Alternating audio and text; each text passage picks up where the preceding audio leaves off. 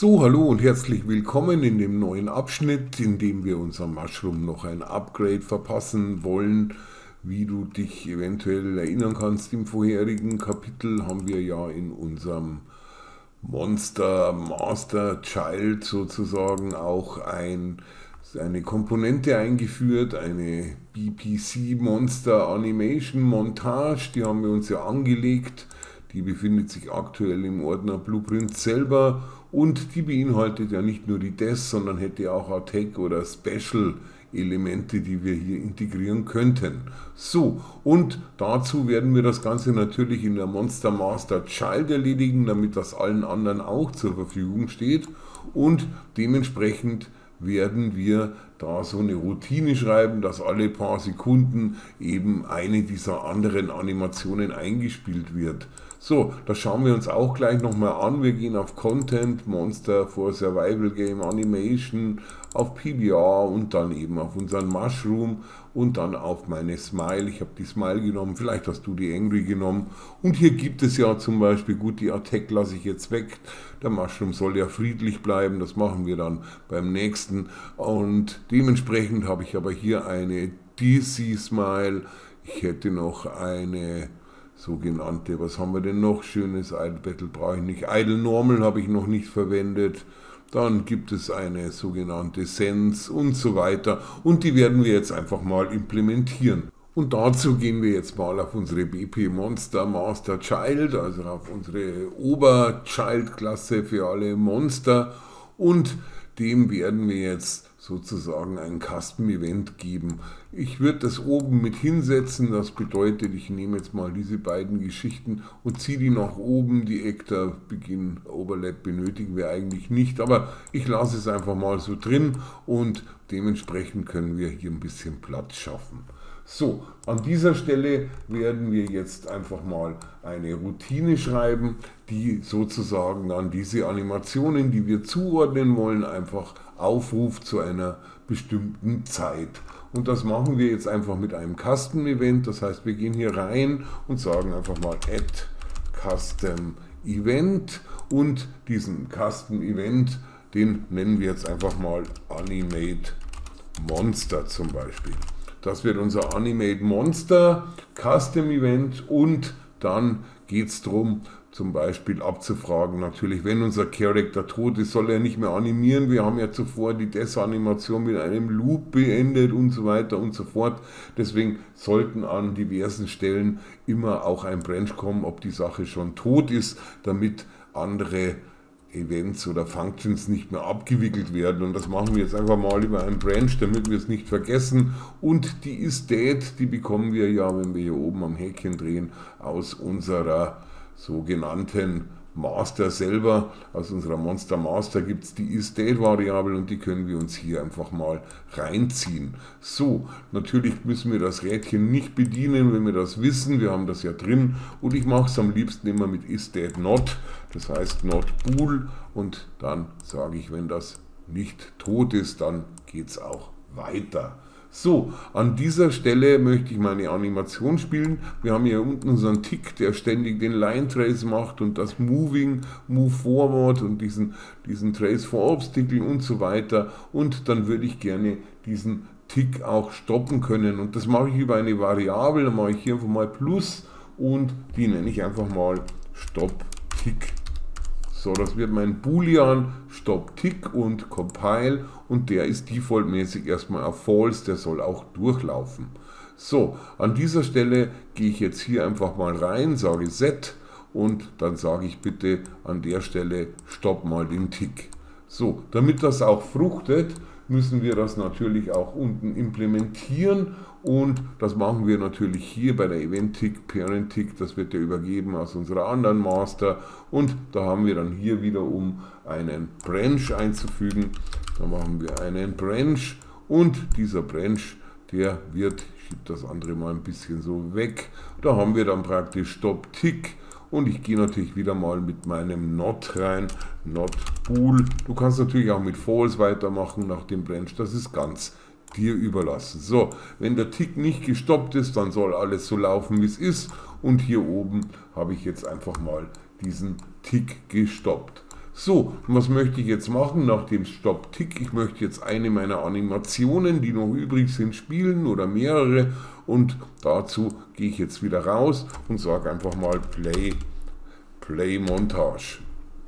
So, Play Montage, da haben wir das gleiche hier wieder, Play Montage, und da sind dann auch wieder diese ganzen Funktionalitäten, die uns hier zur Verfügung stehen. So, jetzt brauche ich noch etwas mehr Platz, merke ich gerade, das heißt, ich schiebe es noch ein bisschen weiter nach oben, weil wir benötigen jetzt wieder so ein Konstrukt wie hier unten. Wir wollen das aus unserer Komponente holen. Wir kopieren uns das jetzt nicht durch, wir bauen das nochmal neu auf, damit das auch richtig verstanden wird. So, das heißt, wir ziehen aus unserer BPC Monster Animation Montage einfach mal die Komponente heraus, und wir haben ja hier drin sozusagen unsere AM Specials, und da werden dann diese Sonderanimationen verankert.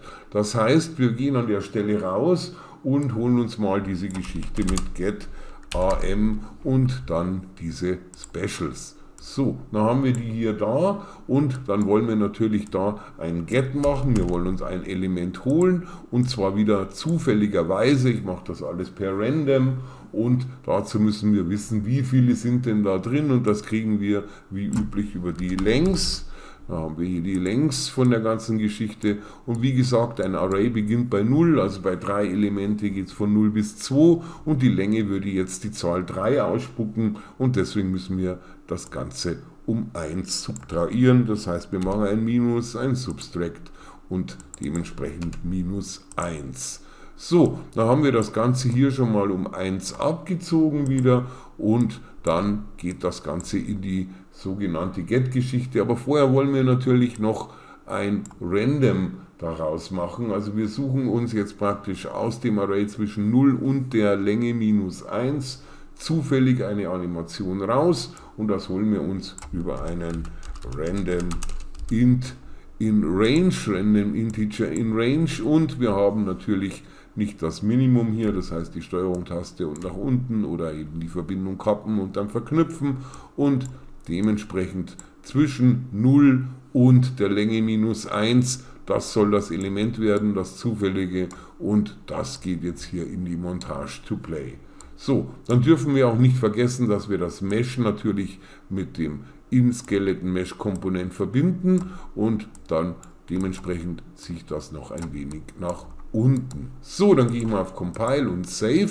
Also wir holen uns jetzt aus unserer Komponente sozusagen unsere Specials raus, und von denen alle, was da drin sind, zwischen 0 und egal wie viel, schlag mich tot, holen wir uns zufällig eins raus, und das wird dann hier abgespielt.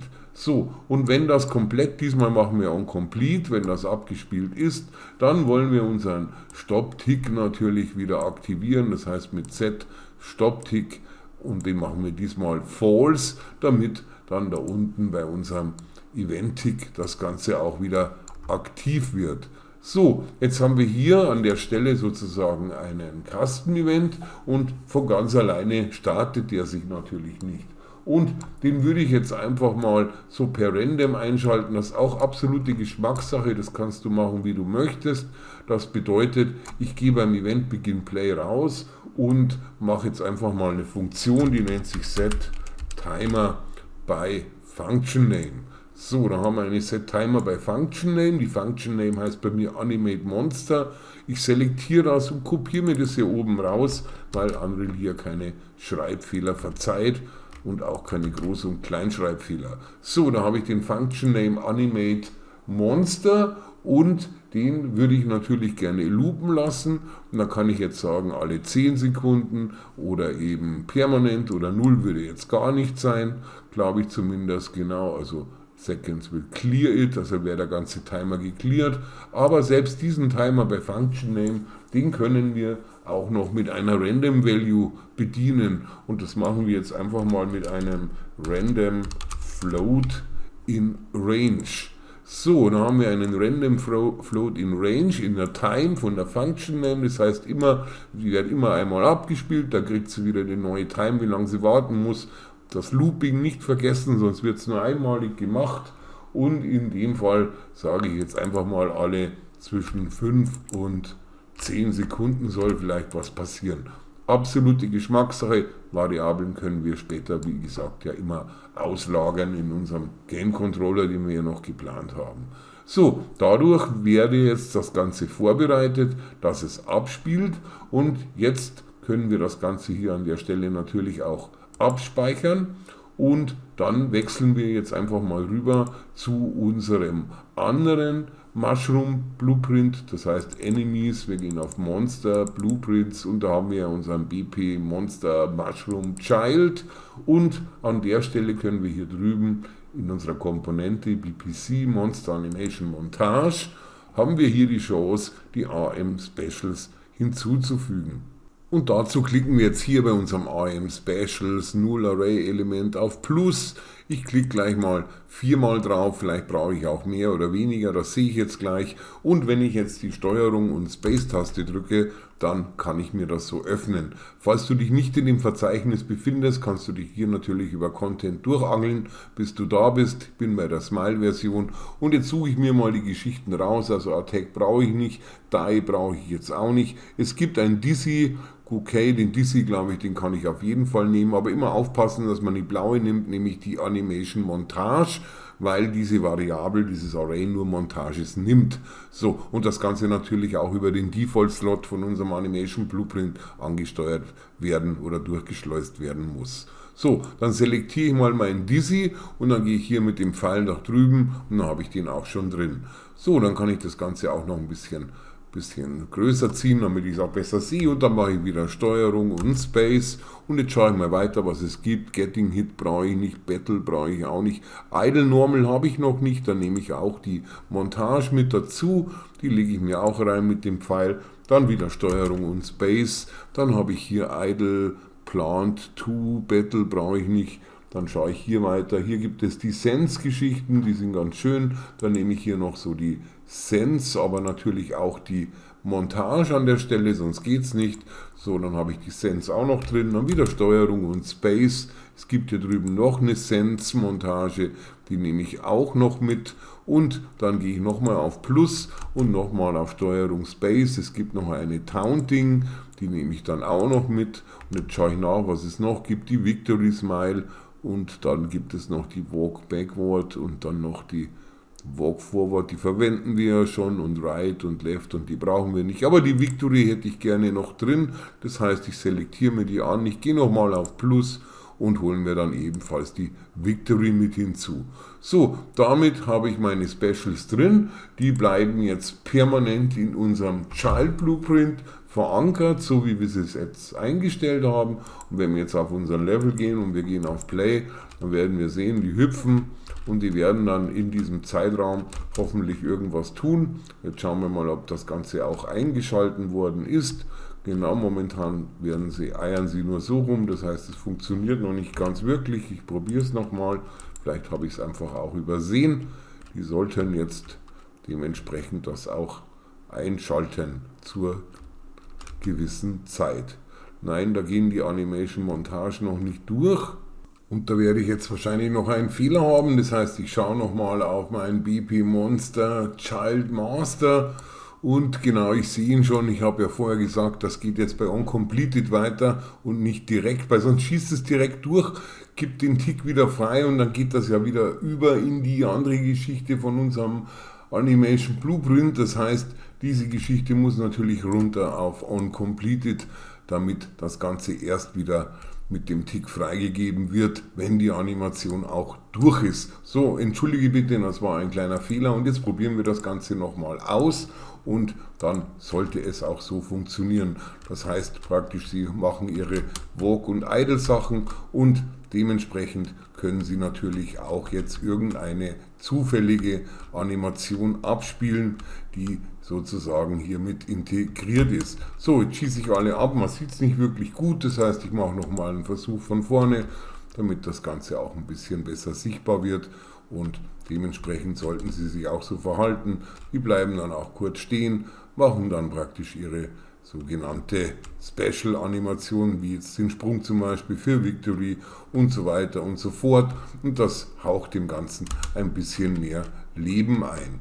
So, das funktioniert jetzt und jetzt sollten wir vielleicht einen Schalter noch einbauen, ob wir das wirklich wollen oder nicht, weil wir wollen ja das Ganze modular aufbauen mit unserer Parent-Child-Geschichte und dazu werden wir einfach mal in unserer Master sozusagen noch eine Variable verankern. Das heißt, ob wir jetzt sozusagen diesen Timer setzen wollen, damit dieser Custom-Event aufgerufen wird oder nicht und dann dementsprechend können wir die irgendwie benennen. Das heißt, wir gehen auf Variable, auf Plus und die nennen wir jetzt einfach mal Play Special Animations. Hätte ich mir ausgedacht. Du kannst dir natürlich wieder einen Parameternamen deiner Wahl aussuchen und dann dementsprechend kommt hier ein Branch mit rein, damit wir das Ganze hier schon mal in der Child Master abriegeln und dann haben wir hier Play Special Animations. Ich würde sagen, wir kompilieren zuerst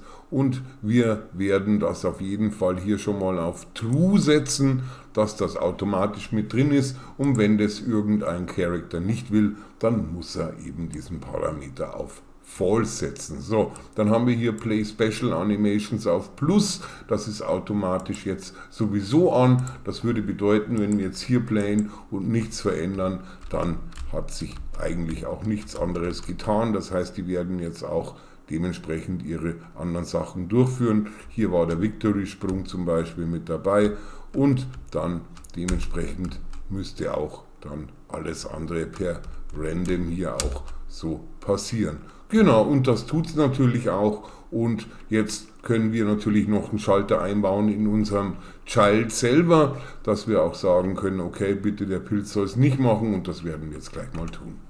Und dazu wechseln wir wieder auf unser BP Monster Mushroom Child und dementsprechend werden wir dem eine Variable geben, das ist jetzt praktisch eine Child-Variable und die nennen wir jetzt einfach mal Play Specials.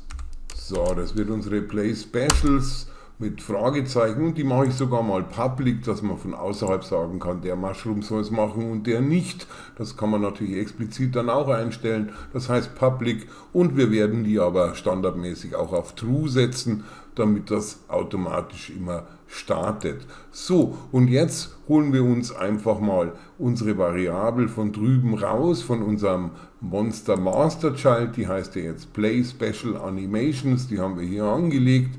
Das heißt, wenn wir jetzt hier reingehen in unser Construction Script und dann sagen wir Set Play Special Animations, haben wir hier diese Geschichte, aufpassen, dass wir nicht unsere hier kriegen mit Play Specials und dann dementsprechend sagen wir an dieser Stelle Play Special Animation soll sein unsere globale Variable Play Specials. So, und wenn wir das jetzt abspeichern und dann auf dem Level gehen, dann wird sich dann auch dementsprechend nichts verändern, aber wir haben jetzt hier bei jedem Mushroom explizit natürlich auch eine Auswahl hier bei Default Play Specials, dann kann man sagen, dieser Mushroom soll es nicht machen. So, gut, wenn es alle Mushrooms nicht machen sollen, dann kannst du ganz normal hier reingehen und einfach diesen Play Special Button automatisiert auf False setzen und dann auf Compile und dann auf Play und dann wird kein einziger dieser Mushrooms diese Specials mehr abspielen. So, das werden wir gleich mal kontrollieren und dementsprechend, man sieht auch schon, die wechseln nur in der Walk Run 1:3 Variante der Häufigkeit aus dem Animation Blueprint und es kommt auch nicht mehr zu einem Special. Also wir können jetzt explizit für jeden Einzelnen oder für alle, ich schalte es jetzt mal wieder für alle ein, weil ich das einfach viel süßer finde.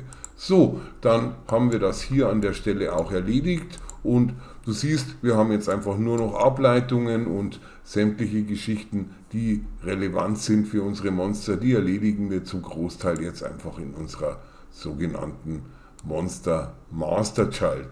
So, das war jetzt das Upgrade für unseren Mushroom und ich hoffe, es hat dir wie immer gefallen und dann sehen wir uns im nächsten Abschnitt und natürlich über ein Like oder ein Abo würde ich mich wie immer sehr, sehr freuen. Also dann tschüss, bis zum nächsten Mal.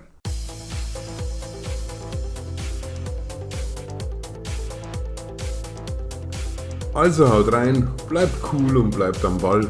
Tom verabschiedet sich. Bis zum nächsten Mal. Bei Fragen und Anregungen wie immer unter dem Video einen Kommentar hinterlassen und bitte nicht vergessen, ein Like und ein Subscribe, wenn es dir gefallen hat.